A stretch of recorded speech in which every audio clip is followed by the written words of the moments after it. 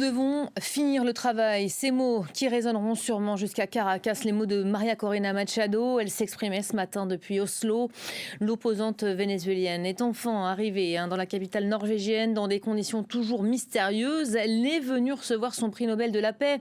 Cette prestigieuse récompense que sa fille avait finalement récupérée à sa place hier, faute d'être arrivée à temps. Vous la voyez ici en train d'évoluer donc au sein d'Oslo. Je vous propose de l'écouter pour commencer.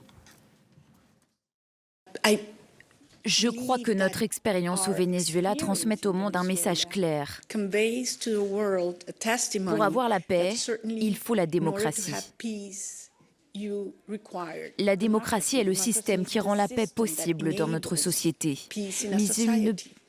Mais il ne peut y avoir de démocratie sans liberté. Voilà, Gauthier Rabinski, on vient d'entendre une partie de ces mots prononcés, des mots très forts. C'est arrivé à Oslo, même plusieurs heures après la cérémonie des Nobel. Est un petit succès. L'ingénieur de 58 ans, il faut le rappeler, a quitté le Venezuela en secret. On ne connaît pas exactement les conditions, ça reste très mystérieux, mais on sent bien que ça a été compliqué. D'ailleurs, elle a dit qu'elle l'avait fait au péril de sa vie, remercier ceux qui avaient risqué leur vie pour cela. Ça faisait une année qu'elle n'était pas réapparue en public, quand même. Oui, ce voyage qu'elle a pu effectuer a sans doute été permis par une entremise et même peut-être une action américaine. C'est assez probable dans ce genre de cas de figure, ce qui expliquerait que, disons, comme elle a pu partir au nez à la barbe des autorités vénézuéliennes, celles-ci n'acceptent pas, ne consentent pas à le reconnaître, parce que c'est quelque chose qui était peut-être un peu infamant. Et de l'autre côté, côté américain, évidemment, on ne va pas s'en vanter, mais il y a quand même dans cette personnalité quelque chose qui est totalement dédié à Donald Trump. Elle le dit elle-même.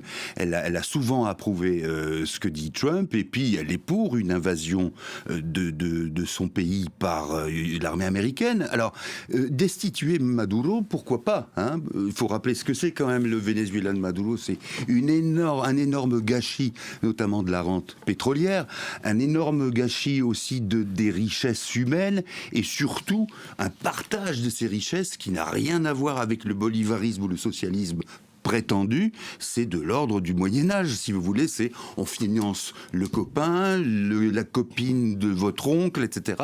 C'est parentèle, clientélisme, népotisme. Bon, maintenant, une fois qu'on a dit ça, par rapport à Machado, ce qu'elle est elle-même, il y a, et vous le savez, et on l'a dit, des doutes quand même sur le fait qu'elle soit légitime pour ce prix Nobel, parce que, si vous voulez, non seulement son allégeance à Trump, mais aussi par rapport à des questions comme l'avortement, où elle est carrément contre.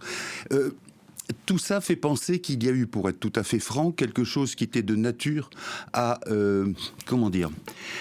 permettre à Trump de se consoler. Parce que lui n'avait pas eu le prix Nobel de la paix, on sait cet attachement infantile qu'il y a, et que donc, dans ce cas-là, on lui disait c'est quelqu'un de pas très loin de vous qui l'obtient. Alors, on voit sa fille qui a reçu donc à sa place hier ce prix. La réapparition de l'opposante a lieu, il faut le rappeler, en pleine crise entre le Venezuela et les États-Unis, qui ont déployé depuis août une imposante flottille en mer des Caraïbes, officiellement pour lutter contre le narcotrafic. Ces interventions ont déjà fait 87 morts. Dernier épisode en date, les États-Unis ont saisi ces dernières heures un pétrolier au large des côtes vénézuéliennes.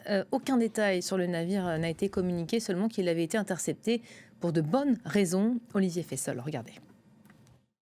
Sur ces images, publiées par la procureure générale des États-Unis, des soldats américains arraisonnent en pleine mer un pétrolier en provenance du Venezuela.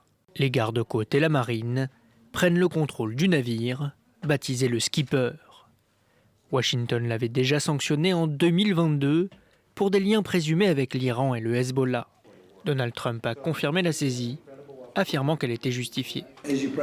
Comme vous le savez probablement, nous venons de saisir un pétrolier au large des côtes du Venezuela. Un grand pétrolier, très grand. Le plus grand jamais saisi en fait. Et d'autres choses se passent. De son côté, Caracas dénonce un acte criminel et promet de résister. La République bolivarienne du Venezuela dénonce et condamne énergiquement ce qui constitue un vol flagrant et un acte de piraterie internationale annoncé publiquement par le président des États-Unis. La veille déjà, 2 avions de chasse américains avaient survolé le golfe du Venezuela, frôlant l'espace aérien du pays. Depuis des semaines, Washington frappe des bateaux dans les eaux des Caraïbes, accusés de transporter de la drogue pour le compte de Caracas. En s'attaquant au pétrole vénézuélien, l'administration Trump accentue la pression sur le président Nicolás Maduro, qu'elle accuse de narcoterrorisme. Maduro nie toute implication dans ce trafic et affirme que les États-Unis veulent simplement un changement de régime et mettre la main sur le pétrole vénézuélien. Le pays possède les plus importantes réserves d'hydrocarbures au monde. Gauthier, qu'est-ce qui intéresse autant l'administration américaine au Venezuela ? D'abord, il est évident que quand on s'appelle Donald Trump et qu'on est arc-bouté sur les énergies fossiles, sur le fait, souvenez-vous de ce qu'avait dit Trump à l'Assemblée de l'ONU, il avait dit l'affaire climatique, c'est la plus grande arnaque du siècle. Et puis donc, il faut creuser, il faut encore y aller, il y a quantité de choses. Et oui, les réserves de pétrole Venezuela sont les plus grandes du monde, ou quasiment. Donc évidemment que c'est intéressant. C'est intéressant pour les États-Unis, surtout dans des perceptions, des perspectives aussi de préemption, comme d'ailleurs Trump voudrait le faire au Groenland. C'est un peu la même chose. Mais il n'y a pas que ça. Là, on retrouve quand même ce qu'a été pendant longtemps l'impérialisme américain, qui consiste à dire, souvenez-vous, c'était dans les années 60 et 70, tel gouvernement nous convainc pas, ou ne nous convient pas, eh bien, on le chasse. Et c'est dans cette lignée que vous avez eu Pinochet installé au Chili en 73, que vous avez eu l'invasion de l'île Grenade, que vous avez eu le Paraguay aidé par les États-Unis, qui aidaient eux-mêmes d'anciens nazis, etc., etc.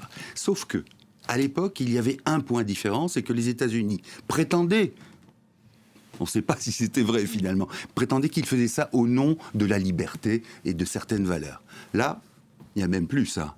Ce que fait Trump, c'est de dire il faut qu'il dégage. Et puis, voilà, parce que son pays est quasiment pourri, hein, il peut le dire aussi du Venezuela, il l'a dit déjà. Et puis voilà, il n'y a pas de référence à une action qui pourrait être comprise de manière universelle. Il y a simplement la référence aux intérêts américains. Et d'ailleurs, malheureusement, je terminerai là, vous voyez bien que quand il y a l'homme Trump qui frappe du poing sur la table, même les gauches européennes ou du monde entier qui sont internationalistes et qui ont protesté contre l'impérialisme américain, elles se taisent et elles encaissent le coup en pensant qu'il faut laisser passer l'orage. L'orage s'appelle le Trumpisme. Il y a simplement fort à parier que le Trumpisme survivra à Donald Trump. Et donc, pour un certain nombre, le combat ne devrait que commencer. Merci beaucoup Gauthier pour le décryptage.